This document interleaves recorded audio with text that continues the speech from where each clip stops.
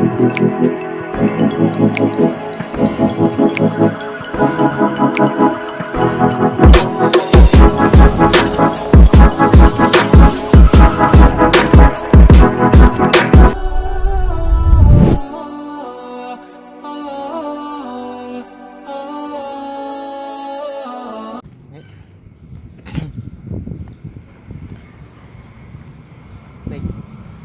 Bismillahirrahmanirrahim. Assalamualaikum warahmatullahi wabarakatuh. Kaifa halukum ikhwani fillah rahimani wa rahimakumullah. Kembali lagi kita di channel Sahabat Hijrah Kafah dalam program pembahasan Buletin Teman Surga.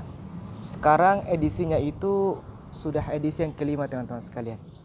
Judulnya itu Yang Mulia, Yang Muda, Yang Mulia, ya. Jadi mengapa kemudian ini penting untuk kita bahas?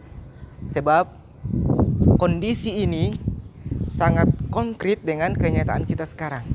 Karena kita sekarang ini berada dalam fase masa muda. Dan kata Nabi, fase masa muda ini sangat berat pertanggungjawabannya. Seseorang bisa mulia karena masa mudanya, namun sebaliknya bisa pula sengsara oleh karena masa mudanya. Maka perlu untuk kemudian kita ketahui gimana caranya kita bersikap ketika kita berada dalam fase muda ini. Tentunya teman-teman sekalian, ketika kita berbicara fase masa muda, tentunya kita bicara terkait dengan remaja, terkait dengan pemuda. Nah, tentunya dalam fase ini, disinilah kemudian proses pencarian jati diri ataupun proses eksistensi itu. Dalam artian seseorang itu ingin diakui gitu. Seseorang ingin diakui oleh orang bahwasanya dia hebat, misalkan dia bisa, dia pintar dan lain sebagainya. Maka dari itu kita tidak boleh melakukan sesuatu yang bertentangan dengan syariat Islam oleh karena hanya kita ingin eksis gitu. Kita hanya ingin viral gitu. Makanya ini kemudian yang menjadi pertanggungan jawaban kita, bahwasanya tatkala kita melakukan sesuatu yang dilarang oleh Allah Subhanahu wa taala hanya untuk mendapatkan eksis, hanya untuk mendapatkan sesuatu yang bisa menjadikan kita viral, namun kita tidak mempertimbangkan apakah kemudian apa yang kita lakukan itu bertentangan atau tidak, halal atau haram. Begitu teman-teman sekalian. Maka banyak kemudian pemuda yang menjadikan sesuatu yang haram itu dilakukan untuk kemudian mendapatkan eksistensinya, untuk kemudian mendapatkan jati dirinya, sehingga kemudian ia terjerumus ke dalam kemaksiatan. Yang pertama adalah dengan mencari popularitas. Dengan mencari popularitas. Ini tentunya diinginkan oleh semua orang.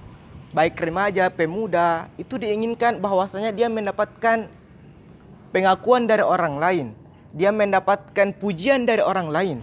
Namun tentunya teman-teman sekalian, popularitas ini bisa kita dapatkan bukan hanya melalui hal-hal yang tidak disukai oleh Allah Subhanahu wa taala. Misalkan dengan apa?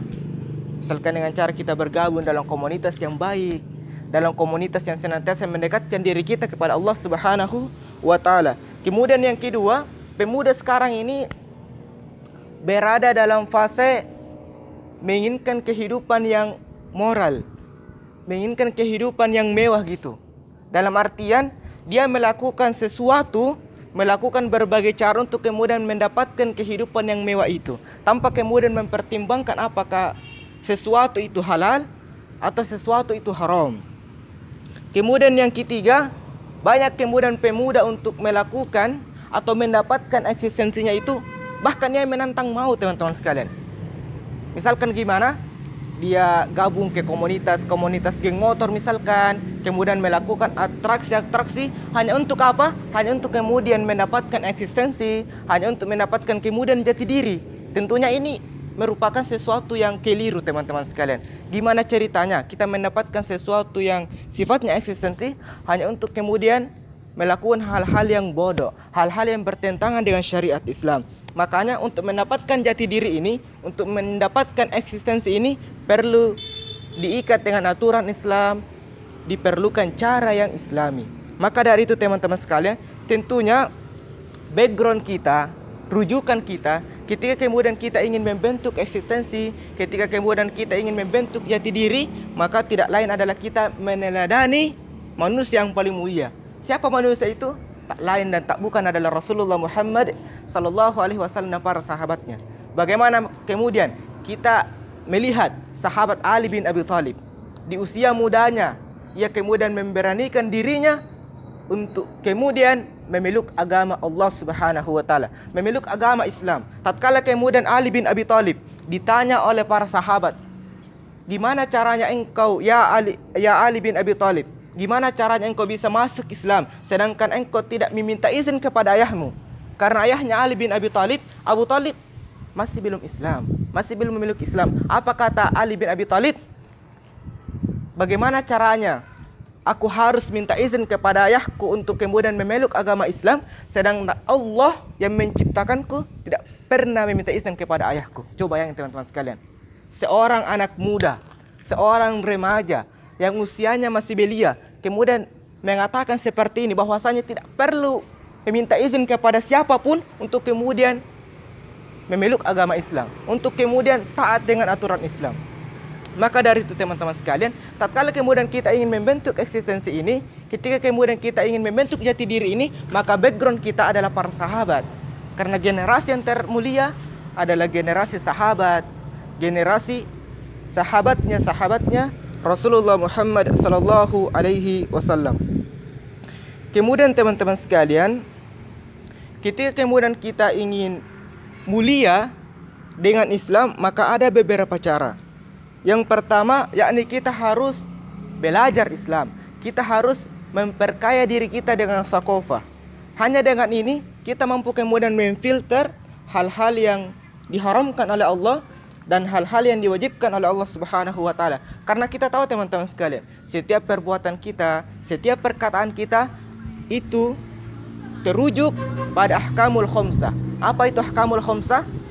Yakni hukum yang 5 itu. Yakni apakah perbuatan kita wajib atau haram, mubah, makruh atau sunnah. Maka semua perbuatan kita, semua tingkah laku kita harus terikat dengan ahkamul khamsah ini. Kita harus mempertimbangkan. Nah, gimana caranya kita mengetahui sesuatu itu haram, sesuatu itu wajib? Yakni dengan cara thaqafah, yakni dengan cara pemahaman. Nah, gimana cara meraih pemahaman itu? Yakni ngaji, tarbiyah, halaqah teman-teman sekalian. Kemudian yang kedua, kita harus mengaitkan perbuatan kita dengan kehidupan akhirat. Bahwasanya kita harus pahami teman-teman sekalian, bahwasanya dunia ini sementara ya. Tidak ada kemudian yang abadi di dunia. Kita hidup di sini untuk ke sana. Maksudnya itu kita hidup di dunia untuk kemudian kembali ke akhirat. Nah, bagaimana kemudian kita kembali kepada akhirat tatkala kemudian kita tidak memiliki kemudian amalan, tidak memiliki kemudian persiapan, tidak memiliki kemudian bekal untuk kembali kepada Allah Subhanahu wa taala. Kemudian yang ketiga, kita harus hidup di lingkungan yang senantiasa mendekatkan diri kita kepada Allah Subhanahu wa taala. Kita harus bergabung ke komunitas-komunitas yang senantiasa menjadikan diri kita taat kepada Allah Subhanahu wa taala. Misalkan kita gabung dengan komunitas sahabat Hijrah Kafah, kita gabung ke komunitas Yuk Ngaji. Semua komunitas ini tentunya akan memberikan dampak yang positif kepada diri kita untuk senantiasa dekat dengan Allah Subhanahu wa taala. Kemudian yang keempat, tentunya kita diperintahkan juga untuk berdakwah teman-teman sekalian. Tentunya ilmu yang kita miliki, thaqafah yang kita miliki ini bukan hanya untuk diri kita sendiri.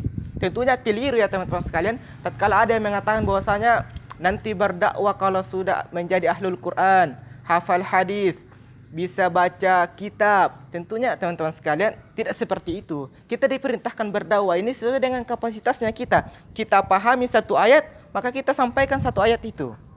Dan dakwah itu teman-teman sekalian, secara bahasa pengertiannya adalah menyeru. Jadi kita mengajak teman kita sholat, kita mengajak teman kita untuk tarbiyah, untuk halaqah, itu bagian daripada dakwah. Maka dari itu teman-teman sekalian, hanya dengan seperti ini kita kemudian mendapatkan kemuliaan itu. Kita di fase muda bisa mendapatkan kemuliaan hanya dengan cara ini, tidak ada yang cara lain. Maka dari itu teman-teman sekalian, marilah kita senantiasa introspeksi diri. Apakah kemudian di fase muda kita ini, di usia muda kita ini, kita sudah termasuk bagian daripada orang yang dimuliakan atau orang yang dihinakan? Baik teman-teman sekalian, mungkin demikian yang bisa kami sampaikan. Mudah-mudahan bermanfaat. Insya Allah kita bertemu pada edisi yang ke-6 dalam pembahasan Buletin Thimar Surga. Saya akhiri dengan ucapan syukran jazakallahu khair. Assalamualaikum warahmatullahi wabarakatuh.